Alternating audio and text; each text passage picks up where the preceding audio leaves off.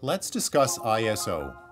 In the days of film, ISO was called ASA, or in other words, film speed.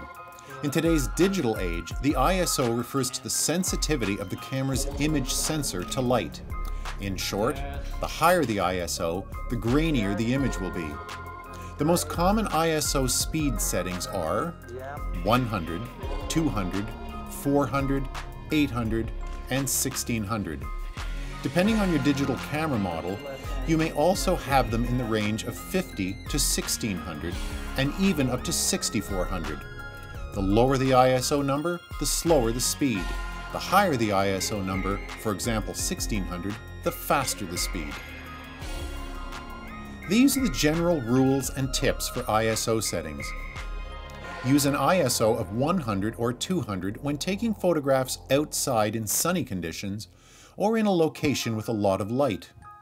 If the sky is overcast or it's in the evening, then use an ISO within the range of 400 to 800. Nighttime, or in cases of really low light situations, you might need to set your camera ISO to 1600. If you don't, then your photograph will appear too dark, if at all. However, an increase in sensitivity can come at a price. Have a close look at the same shot with varying light conditions. Yes. See how the graininess and noise increases as the available light decreases? This is a perfect example of how the sensor is doing more work because of the lack of light. Other considerations can also come into play here. How fast is your lens?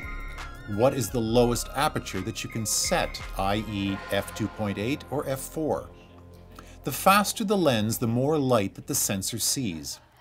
Another consideration is the size of your sensor. The bigger the sensor, the more real estate covered, and the higher the megapixels, the better the image.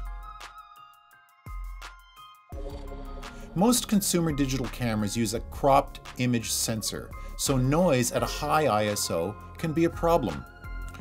Though they will allow you to use a high ISO, such as ISO 400, the resulting image will usually be very noisy. An expensive digital DSLR, on the other hand, uses a large image sensor. Noise is rarely a problem, and the use of a high ISO 400 results in images with barely noticeable noise.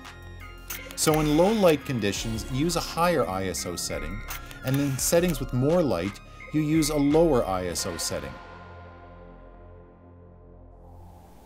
So you can see how this would look good in black and white. Yeah. Basically using a wide angle, 24. Shot everything at 11.3. The shutter speed is 1/25. A low ISO of 100. That gives me good resolution and good detail, and also better detail in the shadows and the highlights. The lower ISO is just better quality. You should always shoot the lowest ISO you have on your digital camera. It'll give you the best resolution and quality for your print. Now this leads us to another factor in camera settings, which always works in unison to ISO, the shutter speed.